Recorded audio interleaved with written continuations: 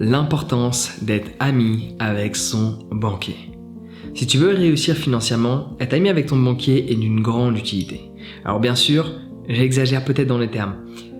Être ami, ce serait l'idéal, mais avoir de bonnes relations avec son banquier est essentiel.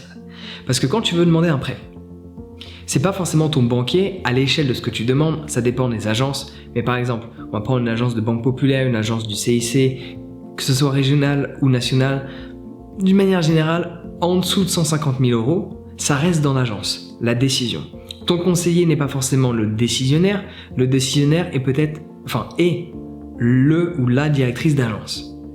Dans ce cas de figure où tu demandes un prêt travaux, si tu as, tout comme moi, investi dans l'immobilier et tu fais en sorte de mettre des travaux qui soient pris en charge par ta SCI sur 7 ans, etc., ton conseiller peut fortement, il peut dans tous les cas de figure, mais dans ce cas de figure-là, ton conseiller, donc ton banquier, peut appuyer ta demande, peut te soutenir de par la relation qu'il a avec toi. Parce que dans les prêts qui restent en interne, c'est-à-dire sous l'agence, qui ne part pas au siège, quand tu demandes par exemple un prêt de 200 000, 300 000, etc., peu importe à quel point ton banquier t'aime, cela ne va changer strictement rien. Il peut appuyer le dossier, mais à une certaine échelle, quand ça quitte l'agence, c'est des ordinateurs qui étudient les risques avec les chiffres. Ils le font aussi au sein de l'agence, mais c'est pas eux qui prennent la décision. Au bout d'une certaine échelle, c'est l'ordinateur qui prend la décision. Hormis si tu as un historique bien défini et ils peuvent hypothéquer X nombre de biens. C'est-à-dire, ils peuvent sécuriser le tout. Mais ça, c'est une autre histoire. Peut-être à ton échelle, ce n'est pas le cas.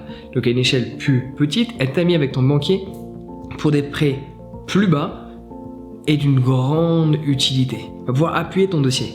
Parce que dans des banques surtout régionales, non pas des banques nationales, donc renseigne-toi parce que, par exemple, c'est un exemple que je connais. Le CIC de Juvisy, qui est dans le 91, est national. Le CIC de Vichy est régional. Du coup, quand tu te demandes au sein de la même région, ils vont pas traiter le dossier de la même manière.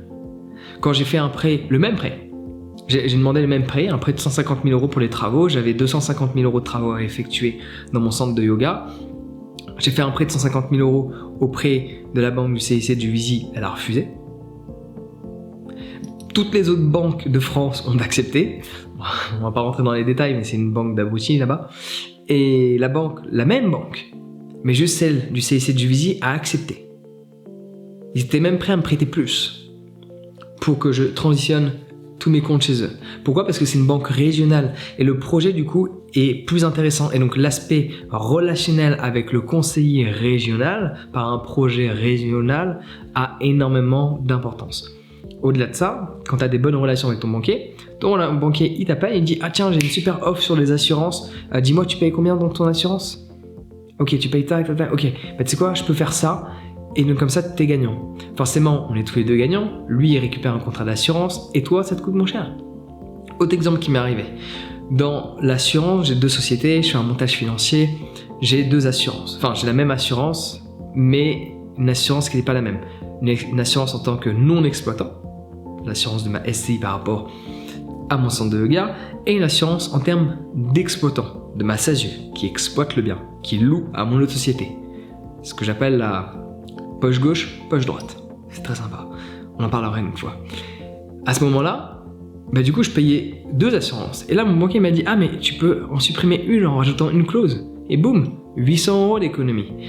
Quand tu n'es pas ami avec ton conseiller bancaire, tel que je l'étais et tel que je le suis toujours avec mon conseiller de la banque que j'ai à Juvisy, parce que j'ai un prêt à rembourser et je veux pas le rembourser rapidement, et eux non plus parce qu'ils me mettent des frais, c'est une autre histoire, parce qu'ils veulent que tu restes dans leur banque, bref, on va pas rentrer dans les détails, mais en attendant, je suis pas ami avec lui.